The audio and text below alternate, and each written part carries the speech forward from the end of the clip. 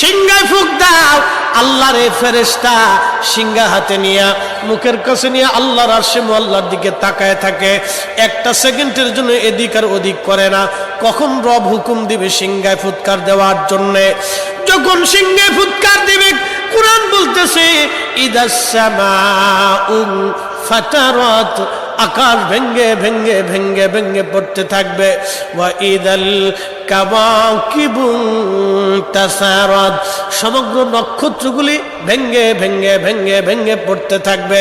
ওয়া ইদাল বিহারু ফুজ্জিরাত, সমুদ্রের তলদেশ উদ্দোলিত হয়ে যাবে, সমগ্র পানিগুলি পৃথিবীর উপরে আছাড় মারবে, আর ধুয়ে পাইলে সব পৃথিবীবাসীকে নিয়ে যাওয়া হবে।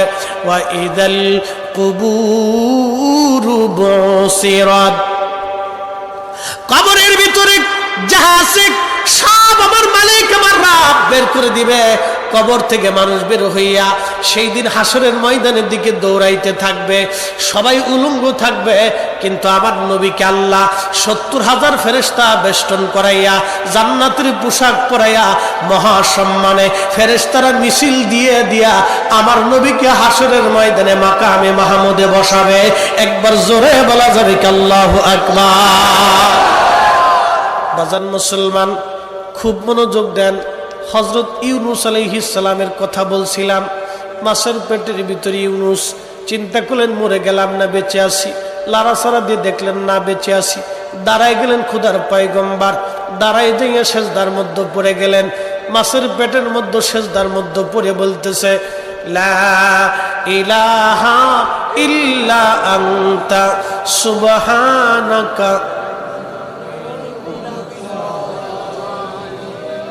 বিপদের দোয়া, কঠিন মুসিবতের মধ্যে যদি পড়ে যান তাহলে খতম ইউনূস এই দোয়াটা খতম দিতে থাকবেন। আল্লাহ যখন ইউনূস আলাইহিস সালাম এই জিকির শুরু করলেন, ইউনূসের এই জিকির আর ওই মাছের পেটের মধ্যে রইল না, এই জিকিরটা চলে গেল আরশে মুআল্লাতে। সুবহানাল্লাহ বলা যাবে।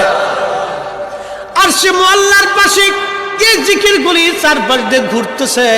আরশে মুআল্লা ধরে রাখছেন ৪ জন ফেরেশতা কাঁধে করে।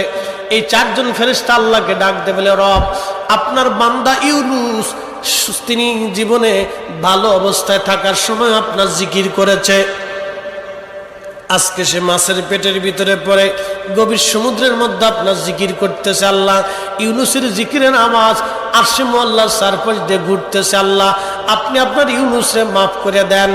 আল্লাহ নবী বলেন, উম্মত রে, ওই সময় যদি ইউনূস সেজদার মধ্যে পড়ে এই দোয়া না পড়তেন তাহলে কিয়ামত পর্যন্ত আল্লাহ ইউনূসকে মাছের পেটের মধ্যে ওইভাবে রেখে দিতেন। হযরত ইউনূস ওই সময় জিকির করতেছিলেন। এমন সময় ইউনূস আলাইহিস সালাম ডাক দিলেন, হে রব, সমুদ্রের ভিতর থেকে আপনার জিকিরের আওয়াজ আসে, সমুদ্রের ভিতরে আপনার জিকির করে কে? আল্লাহ ডাক দিয়ে বলেন, ইউনূস, তুমি সমুদ্রের ভিতরে জিকিরের আওয়াজ শোনো। সমুদ্রের পানি আমার জিকির করে, সমুদ্রের কঙ্কর আমি আল্লাহ জিকির করে, সমুদ্রের পাথর আমি আল্লাহ জিকির করে, সমুদ্রের বালুকণা আমি আল্লাহ জিকির করে, সমুদ্রের মাছ আমি আল্লাহর জিকির করে, সমুদ্রের শ্যাওলা আমি আল্লাহর জিকির করে, সমুদ্রের নিচে গাছ আমি আল্লাহ জিকির করে, সমুদ্রের নিচের পাহাড় আমি আল্লাহ জিকির করে। ওই জিকিরের আওয়াজ ইউনূস রে তোমার কানে লাগতেছে। আল্লাহ